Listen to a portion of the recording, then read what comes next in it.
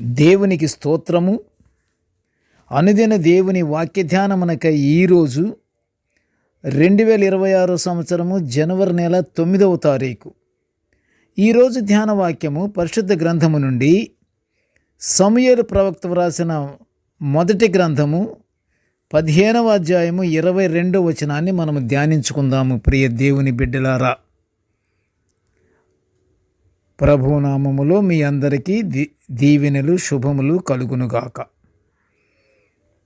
చక్కని వాక్యాన్ని మనము ప్రేమ గురించి ఈ రోజున మనము ధ్యానించుకుంటున్నాము. ప్రియ దేవుని బిడ్డలారా, ధ్యాన వాక్యాన్ని మనం చదువుకుందాము. పరిశుద్ధ గ్రంథము నుండి సమూయేలు మొదటి గ్రంథము 15వ అధ్యాయం 22వ వచనము. తాను సెలవిచ్చిన ఆజ్ఞను ఒకడు గైకొనుట వలన యెహోవా సంతోషించున్నట్లు ఒకడు దహన బలులను అర్పించుట వలన ఆయన సంతోషించునా? ప్రియ దేవుని బిడ్డలారా, నేటి ధ్యానవాక్యము దేవుని మాట వినుచు ఆయన ఆజ్ఞలను పాటించుట వలన సంతోషపరచుట గురించి, ఎవరిని? దేవుని సంతోషపరచుట గురించి మనము ధ్యానించుకుంటున్నాము. ప్రియ దేవుని బిడ్డలారా, దేవుడు కోరుకునేది మానవులలో ప్రేమ. ఈ సందర్భంగా యోహాను భక్తుడు రాసిన 2వ పత్రికలోని 6వ వచనాన్ని మనము జ్ఞాపకం చేసుకుందాము. ఎందుకు? ప్రేమ గురించి. ఇక్కడ ఏమంటాడంటే, ఇందులో యోహాను భక్తుడు, మనము ఆయన ఆజ్ఞల ప్రకారము నడుచుటయే ప్రేమ, ప్రేమలో నడుచుకున్నటయే ఆజ్ఞ. అది ఎంత కన్స్ట్రక్టివ్గా ఉంది మనకి ఈ మాట. ఆయన ఆజ్ఞల ప్రకారము నడుచుకొనుటయే ప్రేమ. ప్రేమ ఉన్నదా లేదా అని పరీక్ష చేసుకునే అవసరంలో ఆయన ఆజ్ఞలు పాటిస్తుంటే ప్రేమ కలిగి ఉన్నట్లే. అలాగే ప్రేమలో కానీ అన్ని పనులు చేసుకుంటూ ఉంటే, నడుచుకుంటూ ఉంటే అది ఆజ్ఞ. ఆజ్ఞని మీరలేదన్నమాట ప్రేమ కలిగిన వాళ్ళు. ఎంత అమూల్యమైన వాక్యము ప్రియ దేవుని బిడ్డలారా! ప్రేమ కలిగి ఉన్నవాడు దేవునికి సమీపములో ఉన్నాడు. ఇక అది డెసిషన్ అయిపోయింది. అది ప్రేమ కలిగి ఉన్నవాడు దేవునికి ఇష్టడు, దేవుని సమీపంలో ఉన్నాడు లెక్క.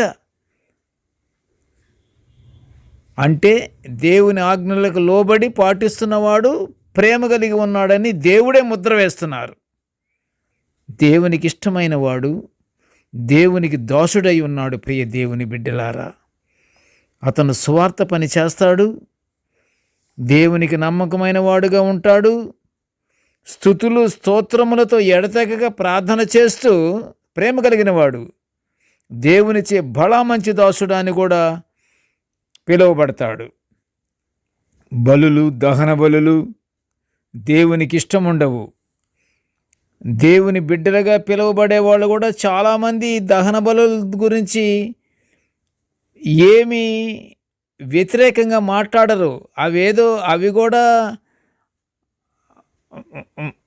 మంచి క్రమములో ఉన్నాయనే భావిస్తారు. ప్రియ దేవుని బిడ్డలారా, దహన బలులు చాలా అంతకంటే ఘోరమైంది లేదు. దహన బలులు పాపము. అవి దేవునికి ఇష్టం ఉండవు. ప్రభువు సిలువుపై మరణాన్ని, ఆయన పునరుద్ధాన్ని నమ్మి ప్రేమ, వినయము, క్షమాగుణములు కలిగి దేవునికి గాని ప్రార్థిస్తే, ప్రియ దేవుని బిడ్డలారా, దేవుడు తప్పకుండా ఆలకిస్తాడు. అపొస్తలుడైన పౌలు గారు గలతీయులకు రాస్తున్నాడు. 5వ అధ్యాయం 13వ వచనాన్ని ఒకసారి మీరు చూడండి ప్రియ దేవుని బిడ్డలారా. ఏమని చెప్తున్నాడంటే, ప్రేమ కలిగి ఉన్నవారినే దేవుడు పిలుస్తాడు. ఆయన ఉపదేశాన్ని విని ప్రేమతో ఎవరైతే పాటిస్తారో ఆయన ఉపదేశాన్ని, వారు ధన్యులు అని పరిశుద్ధ గ్రంథంలోని సామెతల గ్రంథము 8వ అధ్యాయం 34లో వివరించబడింది.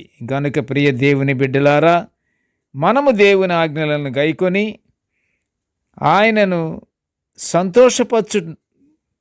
పరచాలి, ఆయన మహిమపరచాలి, మనము పరలోక ఆశీర్వాదాలు పొందుకోవాలి.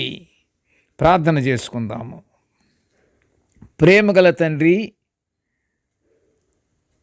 కృపగల నాయన, నీకు స్తోత్రములు స్తోత్రములు స్తోత్రములు.